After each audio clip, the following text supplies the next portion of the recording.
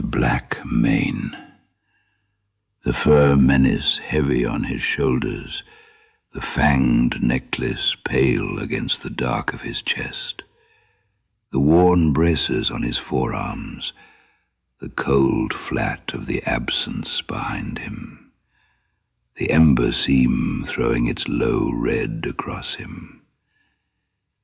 He came out of the dark the way a man comes through a doorway out of weather, unhurried, and his eyes found the two of them frozen at the edge of their own drawn weapons. He looked at the horses. He looked at them. "Bring the horses in." The surprise had been real. But they were Cimmerians, and surprise in a Cimmerian is a brief weather. It passes the moment the thing is understood. They had looked into the absence and seen no answer in it. Now the answer stood before them in worn fur and old iron, unhurried, and a Cimmerian asks for nothing past that. If Conan walked out of the wound in the world and told them to bring the horses in, then the wound in the world was a door, and a door is a thing a man walks through. That was all the explaining it took. Brack moved first, Vara a half-stride behind. The horses, which should have fought the bit every length of the way, went forward into the ring quiet and stiff-legged, ears flat, as if some hand on them had decided the matter. And they passed through the weaving geometry of the iris, between the black-thorned tendrils and the breathing ember seam, and the grey mountains were gone. Conan watched them come through. The corner of his mouth moved, not quite a grin, the ghost of one, the look of a man who had once stood where they stood and remembered the weight of it. "Wait here." They did not dismount. They sat their horses and looked at each other, and neither spoke, because there was nothing in the whole northern tongue built for what lay beneath them. The ground was a river, silver and gold and crimson, metallic, braided and flowing, light running like meltwater under a skin of black so clear it was not there at all. It moved beneath the horses' hooves, and the horses did not sink. They stood as men stand on the frozen tarn at the deep of winter, when the ice has gone clear as still air, and a man can look down through his own boots and see the black water sliding under, and the only thing between him and the cold below is a hand's breadth of something he must simply trust to hold. It held. The river ran. The horses stood on nothing and did not fall. Vara looked down at the flowing light beneath her, and then across at Brack, and the look they traded carried it all. We are inside the thing now, and there is no understanding it, only the holding. The grey mountains went out behind them like a breath let go. Brack felt it more than saw it, the cold country of his whole life thinning at the edges, the pines and the snow smoke and the ridgelines drawing back into the dark of the closing moor, until there was only the iris narrowing to a seam of ember red, and then not even that. Vara did not look back. Brack marked that and held himself to it. Conan stood before them on the flowing floor, and he let the quiet sit a moment before he spoke. When he did, there was no haste in it, only a man laying down what he had already decided long before the asking. "You think I sent you east to carry a summons?" He shook his head once. "I sent you to be weighed." Brack said nothing. Neither did Vara. They had learned in the high country that the Cimmerian did not waste words and did not thank a man for hearing them. "What comes next, no kin-blood walks into unready." Conan's eyes moved between them. "I had no doubt of your steel. A man sees that in the first winter. It was the other thing I watched for, whether you would ride each to your own father alone, the old way, the proud way that gets a messenger knifed at his own fire, or whether you would see it. He let that stand. You rode together, each to face his own across the fire, but neither of you alone when the words landed." Something moved at the corner of his mouth, gone before it became a thing. "Now I know what the blood will be." A pause. "When the dead come down." The fold held its breath around them. Then the dark let go of the others. It was not an entrance. There was no walking in, no shape resolving out of distance. The dark that ringed the river light simply ceased to keep them, the way a held breath is finally released, and Jakim was there, and Yasmela beside him, and Zunara a pace back, as though they had been standing in the fold all along, and the void had only now agreed to let the eye find them. Brack's hand did not go to his axe. He understood, dimly, that in this place the reaching for a weapon would mean nothing. The wrongness had passed over into something else, not threat, witness. The light ran on beneath them all. Then the dark let go of one more. She came last, and she came alone. Silver armor shone upon her, wrought in a manner no northern forge had ever known. Scroll-work ran across it like frost grown deliberate upon old stone. Gold and crimson from the river light touched the metal and came back colder. Her hair was white as old bone, falling beyond the pauldrons. And her eyes. When they found the young blood, they were pale crimson, neither burning nor pleading, only regarding. The way a thing regards you when it has seen your kind rise and fall more times than your kind has names for. Brack had stood before chiefs. He had stood before the Cimmerian who walked out of holes in the world. He had stood at the edge of the iris with his death in his hands and held. He had never stood before anything like this. There was no menace in her. That was the part that put the cold in him. A bear has menace. A storm has menace. Those a Cimmerian can answer.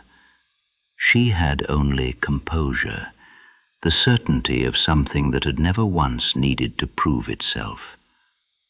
Vara's breath had gone shallow and silent. Neither of them reached for a name. There was none in the northern tongue cut to fit her. Jakim spoke, and his voice came as it always did, beneath the moment rather than against it. "You know the blade." There was nothing else to say. Brack and Vara had seen the UNMAKER do its work. They had watched things that should not die simply cease, not fall not bleed. Go out." "The tribunal will be held on it," Jakim said. "No oratory, no kin shield. The chiefs will hold the blade, and they will speak, and the blade will know." And there it was. The cold came into Brack, not from the words, but from the picture they made. Mordak's hand closing on that hilt, his father's hand, a man holding the one thing in all the world that could not be talked around, outweighted or outcunninged, and asked to speak the truth of the Black Crag, the blood price and the years of it, to speak it true and be known true, or to speak it false with the UNMAKER in his fist. Brack understood then what his father was being called to. Vara's face had not changed, but her grey eyes had gone to the same place from the other side of the fire. Kulrath, architect of the 37-year winter, his hand on the hilt, the hollow watching. No road left but the truth or the unmaking. She had ridden east to summon her father to a fire he might not walk back from. She had known it when she said, "We ride together." She knew it harder now. Neither of them spoke. There was nothing in the northern tongue built to hold it. The pale woman regarded them, crimson and unhurried, while the river light ran cold beneath her feet. "That," Jakim said, "is the whole of the tribunal." And it was. Not the blade alone, the company.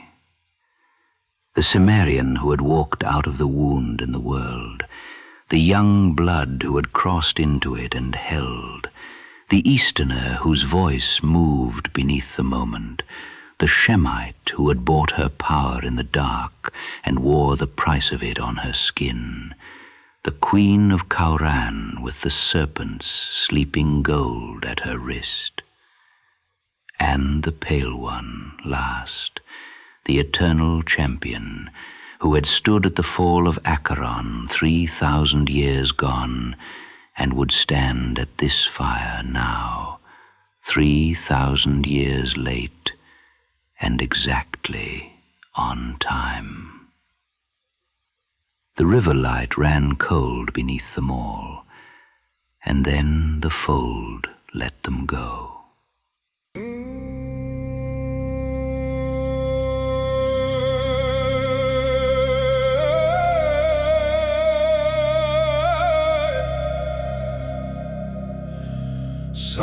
Sanguinem vocat, sanguinem vocat.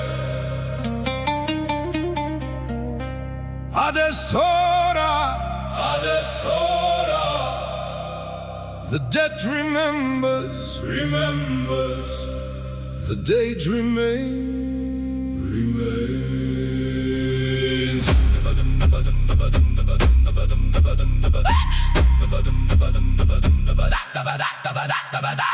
Non estira, non estira.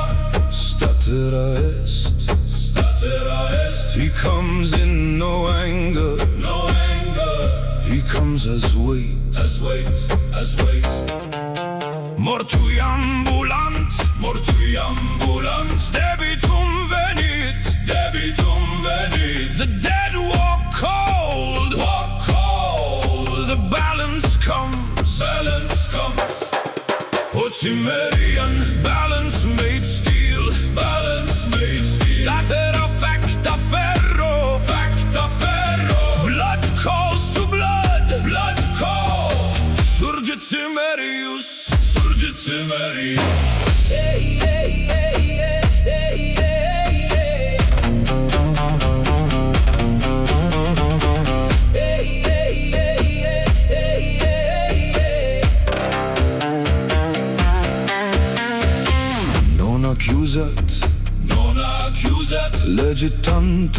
Legitantum. The iron does not accuse. Does not accuse. It reads. It reads. Aut mensura. Aut mensura. Aut nomen. Aut nomen. Be weighed. Be weighed. Or be known. Be known. O Cimmerian. Balance made steel. Balance made steel. Statera facta ferro. Facta ferro. Blood calls to blood. Blood calls. Surge Cimmerius. Surge Cimmerius.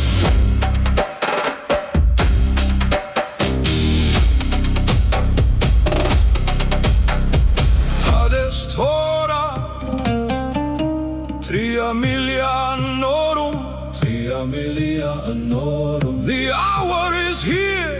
The hour is here. 3,000 years kept. Years kept. Non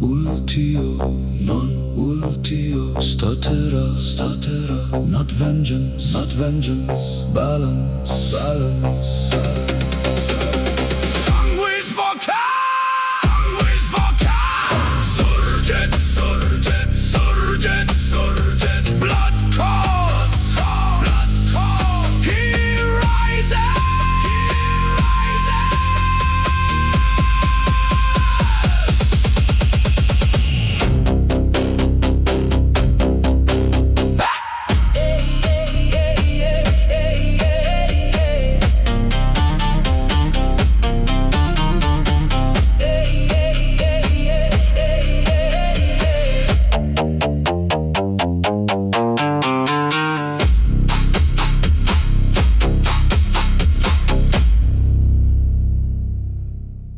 At the hollow it began as a sound. Culrath heard it first. Not the watcher's word coming down loud, not the fire, but a stir in the wrong part of the bowl. Back where the lower clans stood in the ring of standing stones, the thin hearths and the grey elders, and the men who did not climb unless the watchers called them. A movement ran through them, a turning, the murmur of many men all looking the same way at once. Mordach turned toward it, then Culrath, and the whole hollow turned with them, the great fire forgotten, every eye in Cimmeria pulled to the dark rim of the bowl where the pines came down to the standing stones. Figures coming out of the dark.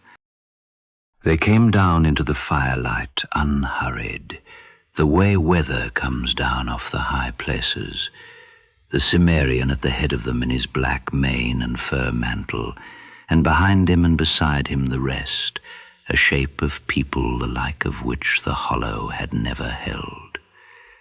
The young blood of both clans, Brack and Vara, riding no longer but walking now, on foot among the others, the Easterner in his green, the two women the northern eye had no frame for, one in red with serpents on her skin, one in marks she had carved into her own flesh, and the pale one, bone white in the dark, silver where the firelight found her, her eyes throwing back no warmth at all. The lower clans did not need to be told. They parted. No man ordered it, no horn called it. The thin hearths simply drew back from the path, the way grass lies down before a thing moving through it, opening a road through the heart of the gathered clans, straight to the great fire. Because the Cimmerians of the high cold knew what they were looking at. They had seen men come to a fire to give, and they had seen men come to a fire to take, and they knew the difference the way they knew weather. It was in the eyes, it was in the way the man at the head of them did not look at the fire he was walking toward, but at the two men standing beside it. That was not the walk of a man bringing counsel. That was the walk of a man come to collect. The clans opened, the company came through, and at the fire Culrath and Mordak watched the road open through their own people and understood, before a word was spoken, before the blade was ever raised, that the war they had climbed to command had become something else while their backs were turned to the dark. Conan came forward. He did not speak. He raised the UNMAKER over the frozen ground and drove it down. The ice took the blade to the cross. There was no ring of steel on stone, only a sound like the world drawing one short breath and holding it. Then the blade stood upright in the white, alone, the gem at the guard throwing back the fire. It held the way a thing holds when it has been set where it was always meant to be, not planted, arrived.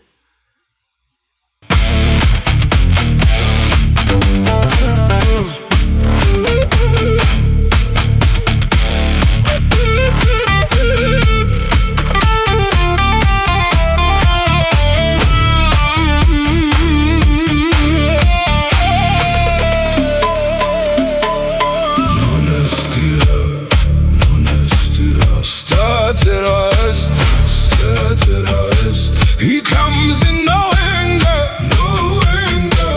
He comes as weight, as weight. Mortui ambulant, mortui ambulant. Debitum venit, debitum venit, debitum venit. The dead walk cold, walk cold. The balance comes, balance comes.